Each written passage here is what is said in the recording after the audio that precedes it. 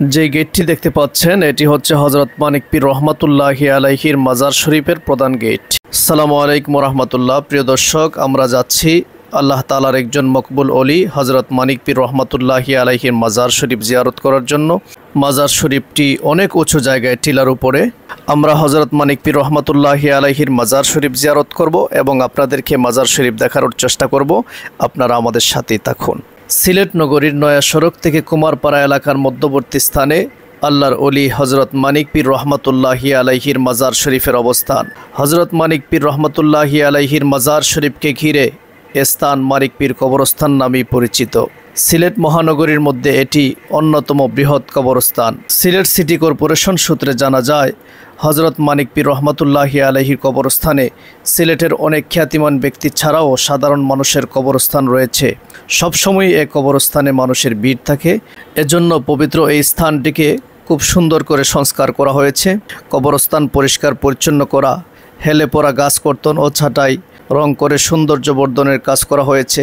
এছাড়া কবরস্থানে মাটি ভরাট, মরদেহ গোসলখানা সংস্কার ও আধুনিকায়ন করা হয়েছে।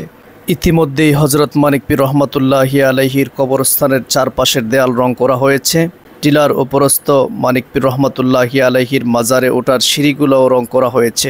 আল্লাহর প্রিয় মকবুল বান্দা হযরত মানিক পীর রহমাতুল্লাহি আলাইহি যে টিলার উপরে শুয়ে আছেন, সেই টিলার চারপাশে রয়েছে হাজার হাজার কবরস্থান। হযরত মানিক পীর রহমাতুল্লাহি আলাইহির মাজার শরীফে যারা একবার গিয়েছেন তারা হয়তো বলতে পারবেন, সেখানে গেলে মন নরম হয়ে যায় এবং চারপাশে হাজার হাজার কবরস্থান দেখলে এমনিতেই মন দুনিয়া বিমুখ হয়ে যায়। তাছাড়া কবর জিয়ারতের মাধ্যমে সবচেয়ে বেশি মৃত্যুর কথা স্মরণ হয়। রাসূলুল্লাহ সাল্লাল্লাহু আলাইহি ওয়াসাল্লাম হাদিসে মুবারাকার মধ্যে বলেন, তোমরা কবর জিয়ারত করো, কেননা তা দুনিয়া বিমুখ করে এবং পরকালের কথা স্মরণ করিয়ে দেয়। হাদিসখানা আল মুস্তাদরাক আলা সহিহাইন, সহিহ মুসলিম, সুনান ইবনে মাজাহ সহ অন্যান্য কিতাবের মধ্যে উল্লেখ রয়েছে। প্রতিটি প্রাণী মৃত্যুর স্বাদ গ্রহণ করতে হবে। মৃত্যুর পর কবর হচ্ছে আখিরাতের প্রথম মঞ্জিল।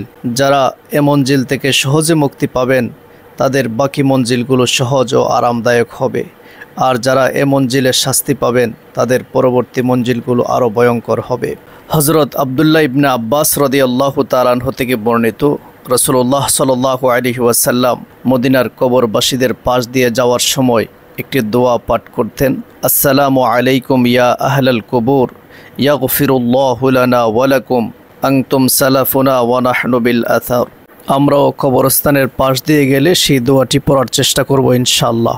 দুনিয়া হচ্ছে প্রতিটি মানুষের জন্য ক্ষণস্থায়ী আবাসস্থল, যেখানে একজন মানুষ অতিথির মতো জীবনযাপন করে থাকে।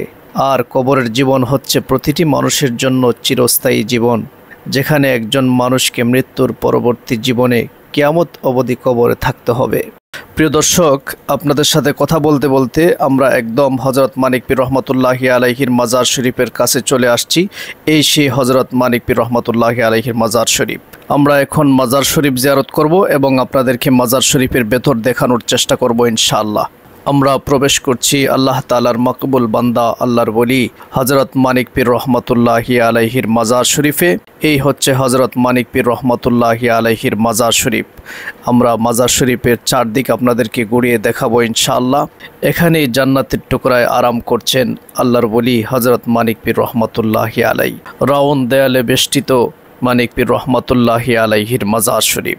চারপাশ নীরব নিস্তব্ধ, আর মহান ওলির রুহানি তাওয়াজ্জু দেহ মনকে শীতল করে তোলে। আল্লাহ তাআলা সবাইকে এই মহান ওলির মাজার শরীফ জিয়ারত করার তৌফিক দান করুন, আমিন।